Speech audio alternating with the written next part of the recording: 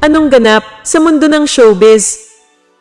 Naglabas ang Louis Vuitton ng kanilang monogram face shield na nakalulula ang presyo na kung i-convert daw sa peso ay aabot ng 46,000 pesos. Isa sa mga Pinoy na may LV face shield si Heart Evangelista. Niregaluhan siya ng isang online shop at ipinakita pa nito ang unboxing niya sa gift sa kanyang IG stories.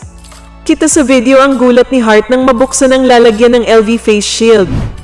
At ang nasabi lang ay, "This is so crazy. I never thought I would be wearing a Louis Vuitton face shield.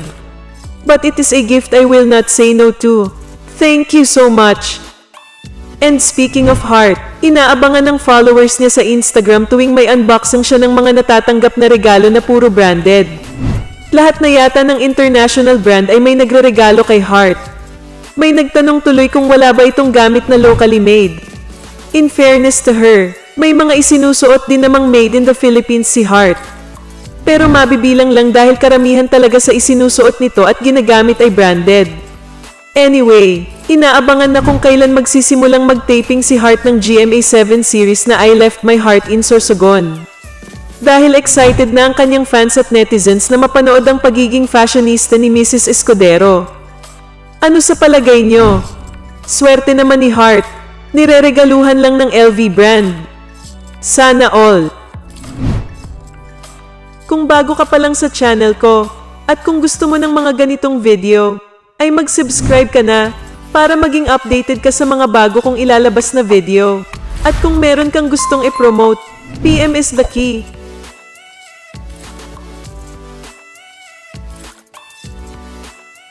Anong ganap sa mundo ng showbiz? Ang daming kinilig sa A-Mini Honeymoon with Cheese in Balesin. Content ni Heart Evangelista sa kanyang YouTube at Facebook page. Kasi nga ay pinakita kung paano ba sina Heart at Cheese kapag silang dalawa lang ang magkasama. Mini honeymoon nga kasi yon. Na kahit isang alalay o bodyguard ay wala silang kasama. Ang sexy ni Heart sa trip na yon. Na nakabakini lang siya sa harap ni Cheese habang nag-i-exercise. We haven't been seeing each other a lot lately. So when we finally had time to be together, Cheese and I decided to take a mini honeymoon in Balesin. Watch us play a fun game of Never Have I Ever, and celebrate life's little moments by the sea.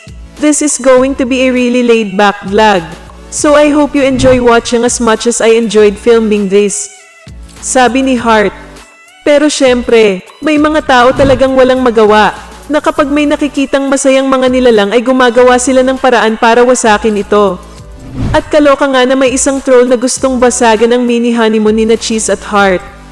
Na nagsabing, kahit ilang honeymoon pa yan, baog ka pa din, di ka na magkakaanak. Kaloka diba? Saksakan ng kawalang hiyaan. Kaya ang mga fan na mismo ni Heart ang rumesbak sa troll na yun na tinawag siyang demonyo at walang puso. Ulul, the only word you can understand. Sabi ni Heart sa mapanakit na troll na yon. Anong masasabi mo sa balitang ito? Anong ganap sa mundo ng showbiz? Kapansin-pansin na malaki ang ipinayat ni Heart Evangelista. Ikinumpara kasi ng mga netizens ang itsura niya ngayon bago siya nagpakabisi sa trabaho in Paris, France. Kung susumahin, almost 2 months ding wala sa bansa ang fashion icon. Kailan lang bale nakabalik si Heart? And in her words, she's back with a vengeance. Winelcome din niya ang kanyang mga taga-subaybay sa Aniya Season 3 ng kanyang buhay. Dahil very noticeable ang pamamayat niya. Isang epal na basher commented na mukha raw butiki ang kapuso actress. Knowing Heart, she has never been mean with her reaction pero malaman at tumatagos. Social pa rin ang tugon ni Heart sa epal na basher.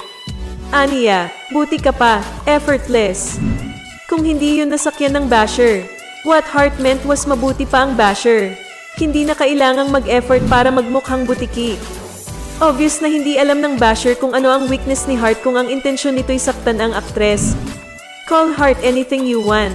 Pero huwag na huwag mong mababanggit ang kawalan niya ng anak despite her many years of being married. Yun ang weak spot ni Heart kung gusto mong kantiin ang damdamin niya.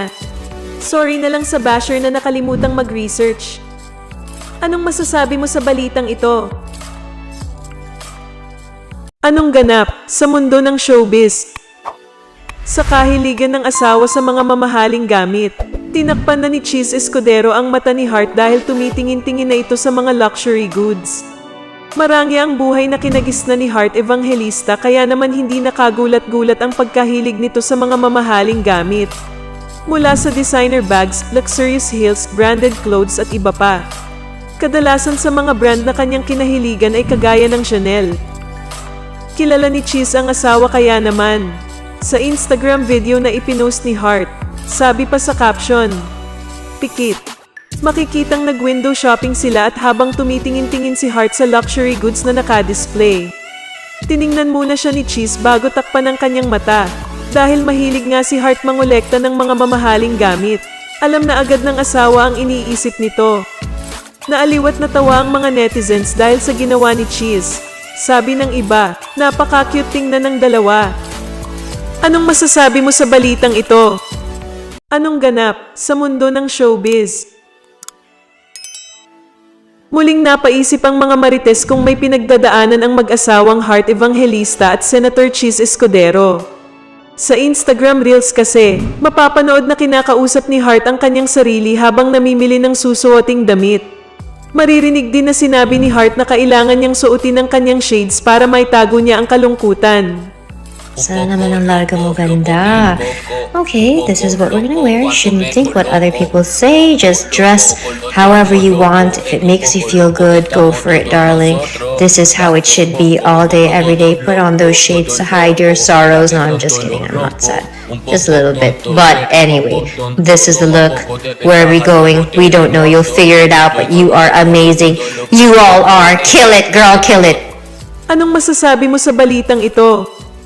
Anong ganap sa mundo ng showbiz?